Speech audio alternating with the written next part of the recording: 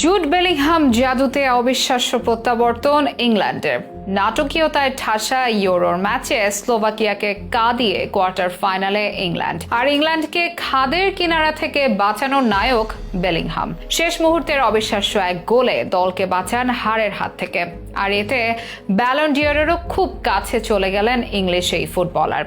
Messi Ronaldo পর্ব পেরিয়ে ফুটবলের এই সোনার হরিণ এবার হয়তো তরুণ কারো হাতেই উঠবে।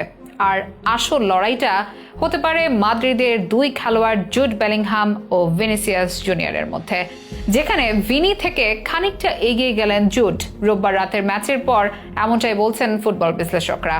এদিকে জুড ভিনির সাথে প্রতিযোগিতায় থাকবেন টনি ক্রুজ, এমবাপ্পে, লাউতারো মার্টিনেজরা। লিওনেল মেসিকে ঘিরেও আশা আছে অনেকের মনে। ঠিক কে হতে পারেন এবারের ব্যালন ডি'অর জয়ী, জুড নাকি ভিনি? কার পাল্লা ভারী? বাকিদের কি অবস্থা? সেসব বিচার বিশ্লেষণা করব বিস্তারিত আয়োজনে।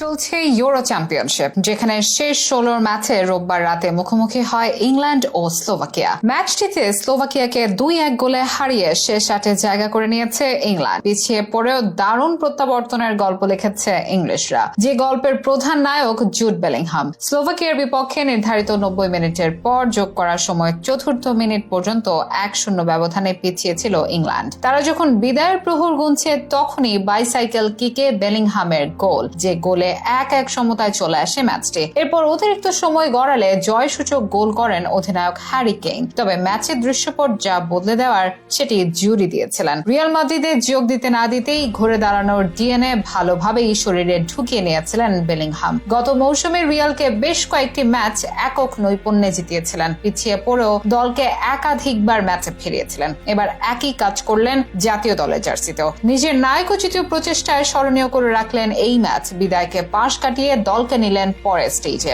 বেলিংহামে অবিস্মরণীয় এই কীর্তিতে আবারও নতুন করে কষতে হচ্ছে ব্যালন ডি'অরের ছক। ফুটবলারদের ব্যক্তিগত সর্বোচ্চ মর্যাদার পুরস্কার এটি। অনেকে বলেন সোনার হরিণ, যে হরিণ পাওয়া যে কোনো খেলোয়াড়ের জন্যই সম্মানজনক। আর গত 1.5 যুগ ধরে ট্রফিটি নিজেদের করে নিয়েছিলেন লিওনেল মেসি ও ক্রিস্টিয়ানো রোনালদো। আর্জেন্টাইন মহাতারকা মেসি তো একে একে 8 বার ট্রফিটি নিজের ঝুলিতে পুরেছেন। তারপরেই অবস্থান পর্তুগিজ রোনালদোর। এই দুজনের বয়স হয়েছে, তারা রয়েছেন ক্যারিয়ারের সায়ান্নে। এবার নতুন কারো হাতেই হয়তো উঠতে যাচ্ছে ব্যালন ডি'অর। বেশ কিছু তরুণ আছে তালিকায়, যার মধ্যে সবচেয়ে আলোচিত দুজন হচ্ছেন জুড বেলিংহাম ও ভিনিসিয়াস জুনিয়র। বিভিন্ন সাইটে প্রকাশিত ব্যালন ডি'অর র্যাঙ্কিং এ শীর্ষে দেখা গেছে ভিনিসিয়াস জুনিয়রের নাম। রিয়াল মাদ্রিদের জার্সিতে একের পর এক গোল করেছেন এই ফুটবলার। নিজেকে প্রমাণ করছেন বিশ্বের অন্যতম সেরা ফুটবলার হিসেবে। চ্যাম্পিয়ন্স লিগেও ভিনির বাজিমাত করা দেখেছে ফুটবল বিশ্ব।